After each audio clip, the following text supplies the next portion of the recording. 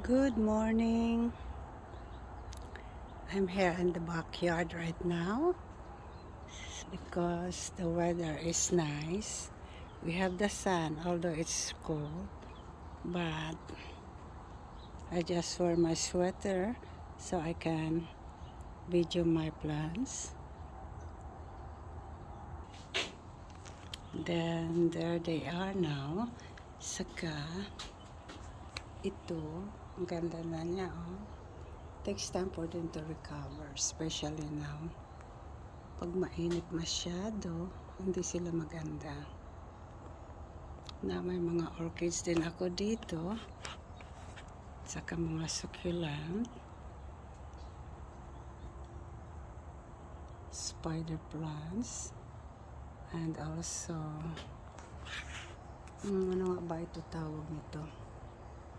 Alright, so andito tayo sa baba, mga philodendron gloriosum. Malaki na ang kanilang mga dahon. At they're so good. I love it here, see? Ito mga alocasia ko na nagkakaiba-iba na mga huya. Ayan, this is my new huya. Ayan.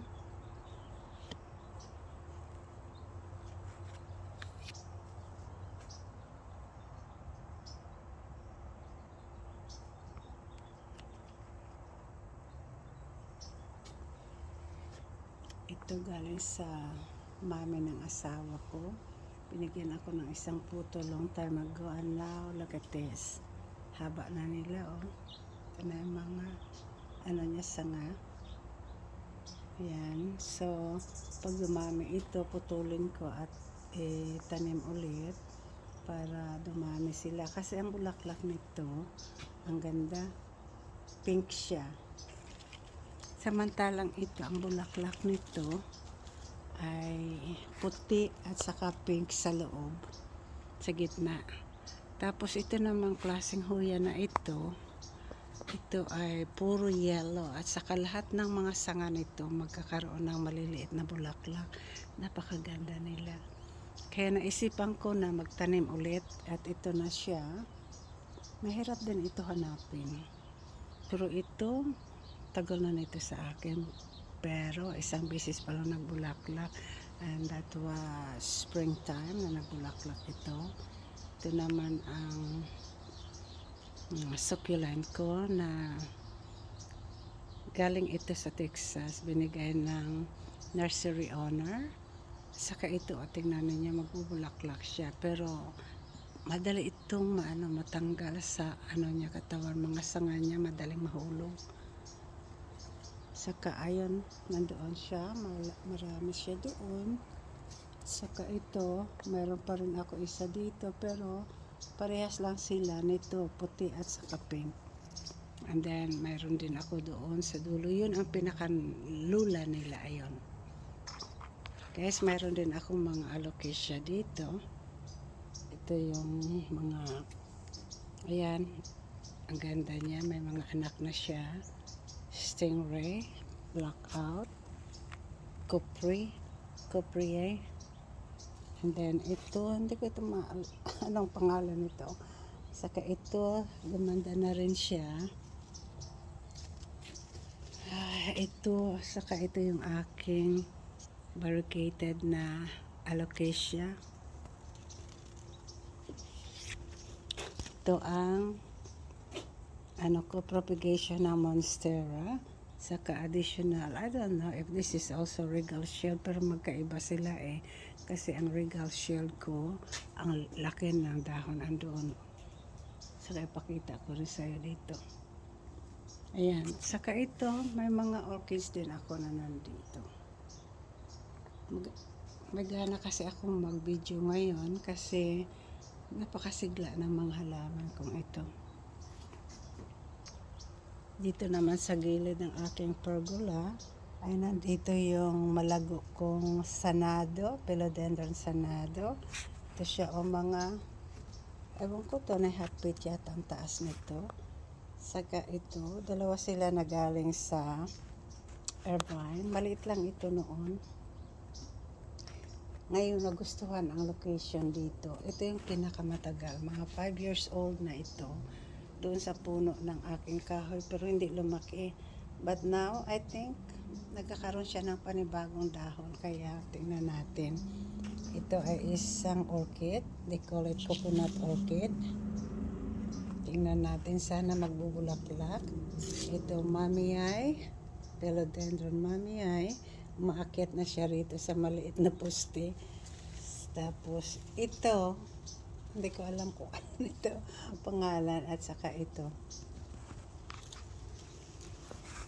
Okay guys, nandito tayo. Ito yung aking Beletiae.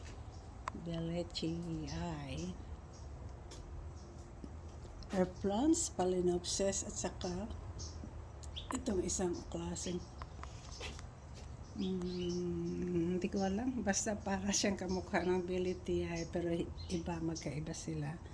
And then dito naman, ito yung philodendron lemon.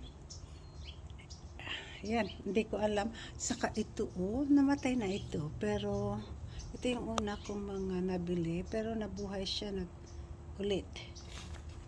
Isko, ang ganda pala. Buhay ulit. Ito naman, hindi ko alam kung anong klaseng alocasia ito. Dito na lang siya sa ibabaw.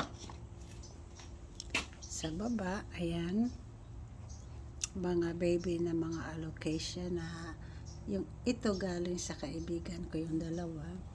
At saka itong aking syngonium. Tanda na ito noon, namatay, nabuhay. Ngayon, nandito, nagustuhan yung area dito. At saka ito ay aking mga air plant. Ginawan ko sila ng poste para magkaroon ng comfortable living. Saka ito, tapos ito naman, tumangkad na siya masyado. Hindi ko alam kung ilang taon na yan. Yung area dito naman ay mga orchid ko. Saka hindi na sila nagbulaklak ng maayos kasi napabayaan ko. Ito ay isang Monstera deliciosa na green. Ano ito? Cuttings ito kasi ang tangkad-tangkad. Pinutol-putol ko. Saka binigay yung ibang putol sa kaibigan. Saka guys, ito yung aking regal shield, alocasia regal shield. Nagkaroon siya ng bagong dahon.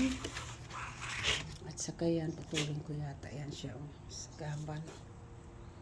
Ito naman yung mamiyay, philodendron mamiyay. Ewan ko kung mamiyay ba ito. Hindi ko maano. May bago siyang dahon. Ayan, ang ganda-ganda niya. So, saka ito pa. Tingnan mo. Magkaiba sila dito sa kabila.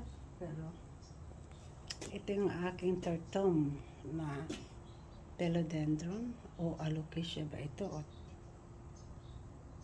hindi ko alam kung alocasia ito o yung philodendron. Ito naman yung aking kupri at snowdrip. Ito yung snowdrip na siguro 3 weeks na ito sa akin na nabili ko. Saka magkaroon siya ng panibagong dahon. Wala mo, ito, meron siya. Good. Ito ay corm ito ng variegated alocasia ko. Ito mga orchids ko. Ito mga amazonica. Ito sila mga amazonica, alocasia amazonica, ganon. Ito naman ay aking bambini. Mga orchids din ito dito. At saka, tingnan nyo guys, may tricolor din ako.